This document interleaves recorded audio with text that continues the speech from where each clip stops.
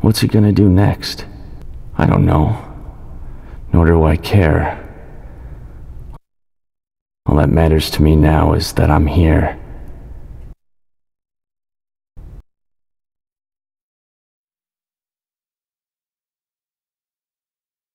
With you. Now.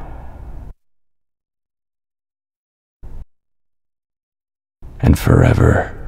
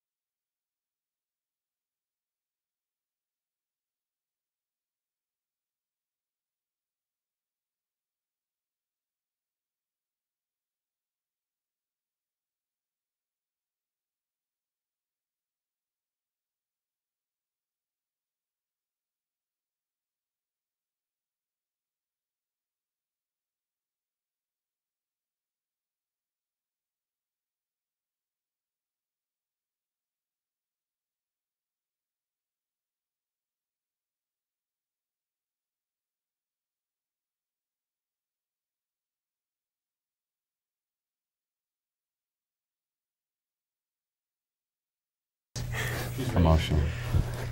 Okay, and so that was Reformed Man. And now we're here with the creators and creative geniuses behind Reformed Man. We have Trevor Rychly and Erik, is it pronounced Lundin? Lundin. Lundin, okay, and Erik Lundin. They are the creative masters behind the short. So guys, tell us all about it. Well, take it away. I guess it actually started out as a monologue. I had to write for, while I was in college. We had to write a 5-page short story, but it could be in any format or genre. So I was kind of like, hey, how do I get out of doing all the work that I needed to? So I did like a poetic monologue, 5 pages, it counted. I mean, that's basically where it started. And then I guess we met up in this film group that met one time. Yeah, like this film group, right? So Craigslist is such a fantastic website for anything. This film group decides to post for new members. And so, you know, after a week of posting, 12 people show up at Cafeto, which is fantastic. 12 people after corresponding for like a week. Yeah. Awesome. Wow, we have a huge movement, you know? This is awesome to be a part of these, you know, these other 10 people. So after that particular time, it never really kind of gelled and never really went anywhere with these other 10 people. I guess the guy who originally started it was like, oh, I'm not really feeling it. Yeah, after these 12 people meet up. So you lost the group basically just fell apart after one meeting, but people were still talking on the forums, and that fell apart soon after. Soon after, but we basically was like, we need to do something. We started this in February, I think, as far as really talking about it. Right. And that's also the time that the group kind of defunct. So at that point in time, I knew some kids from MCAD, and I was getting involved with this senior project called Swing With Me by Mike Erik. He ended up finishing the project with me, and that was fantastic. And after that, I thought, hey, why not get another, you know, fantastic person a part of this? So Michael decided to lend his expertise and direct the whole thing for us. In addition to Ryan Weatherall. Yeah. Was it Weatherall? I think so. Yeah, Ryan Weatherall. and he's super fantastic. He's actually got a couple super scary movies coming out right now, but that's for a different show, I think, or just another episode. But yeah, so I mean, it was just so fantastic how everything just came together, you know, and how people just were so, you know, able to collaborate, which was fantastic. Yeah, the people were able to jump on this bandwagon because it's a movie that a lot of people aren't able to do or haven't thought about doing. Just with most of the movies actually done in post-production instead of actually in filming. So you're like, oh, well, the shot doesn't look necessarily as right, or we don't have the right amount of lighting. And it's like, yeah, it's a big deal. We'd like to get good shots. But at the same time, it's like, we can fix a lot of that in post, which is a statement you're never supposed to say. Exactly. Fix it in post.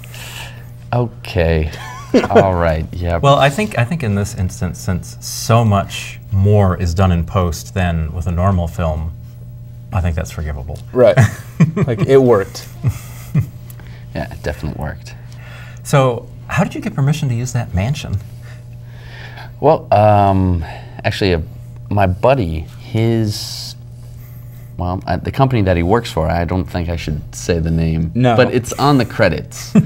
But as of right now, I think they're actually a part of some financial troubles, stuff, i.e. Federal Bureau of Investigation type stuff.